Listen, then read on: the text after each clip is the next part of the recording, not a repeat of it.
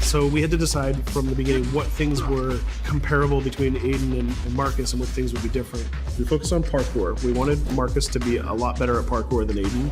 And we're not talking about just like climbing on things, but like being able to like flow and chain moves together. So he's a pretty good fighter, but he's got some interesting quirks too. He's a more expressive guy. We've tried really crazy. We got it.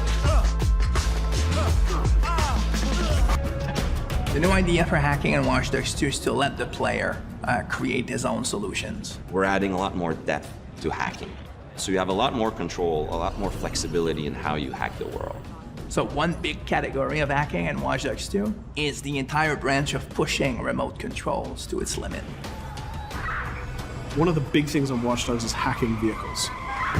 I think this is a real game changer because vehicles are everywhere in the world, and if you can hack into the drive system of a car, you can pretty much drive it wherever you want. So making sure if you see a forklift in the world, it shouldn't be a forklift. You can just like move the box up, down. You should, just like a camera, press a button and become that thing. One of the core things that we're doing is we're opening up the game with Watch Dogs 2. You can hack every character. You can hack every car in the game. And you can hack most of the electronics within the city. So that's a lot of... Easier. So if you want to play the game completely non-lethal and not actually kill anybody, you can totally do that. We're playing with a lot more crafted items and a lot more of little devices that you can use. One of the things that people kind of like that we've done, they really like what we've done, is we've created toys for Marcus. He has an RC jumper.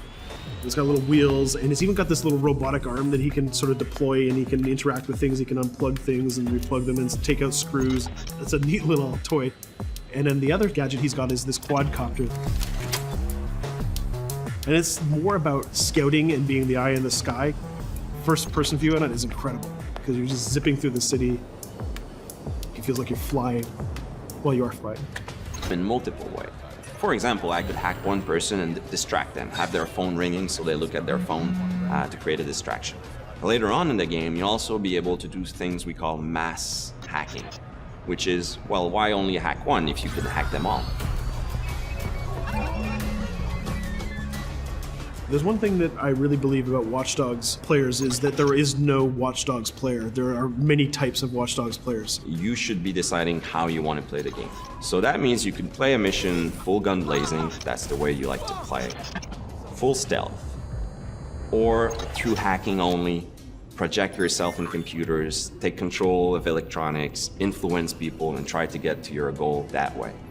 We try to really support all players' types across all different styles of play, and also allow players to combine and mash these styles and play together too. If you've been playing a certain way for a while, we want the game to kind of challenge you to try different things, but also not force you into playing the game a certain way. We work to improve the driving, make it more accessible while keeping all the different styles of vehicles and adding a lot of physics and feel to all the vehicles. So we keep the depth, but have more accessibility. The team is super happy with the result we've had, and I hope gamers will be just as excited.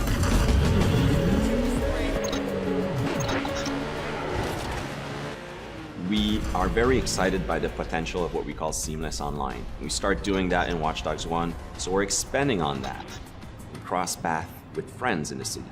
So you playing in single player and you're crossing path with another player who's also playing in single player. Both of you are members of DedSec, so you're friends, and you can just walk up to each other, you'll say hello, hit the button, and form a co-op team.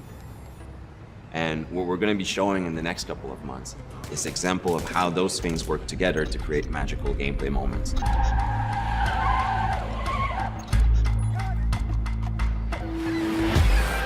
The city of San Francisco and the whole Bay Area is exciting. It's vast. You're going to find a ton of things to do that are unique to you. Basically build your own moments. You know, create a situation that you start laughing at and you say, wow, this happened, and you want to share it with friends. You don't want to just be like a roller coaster or a theme park ride where I go through all the same beats as everybody else. You decide what you want to be spending your time doing. That can be multiplayer, that can be focusing on stories, that can be just exploring the world. Whichever activity you do, we're gonna make sure you get rewarded to get you closer to the end game. That's kind of the promise we're making to gamers.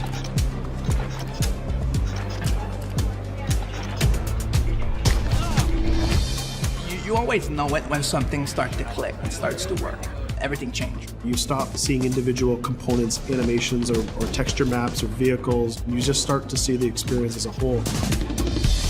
It changes on the floor. People get excited about it. This is it. It exists. We are always making the game with the player in mind. They have always been the driving force. When you come with a sequel that really earns its due, you know, that really does a lot of new things, that has a lot of surprises, it's a great feeling. In the end, there's nothing more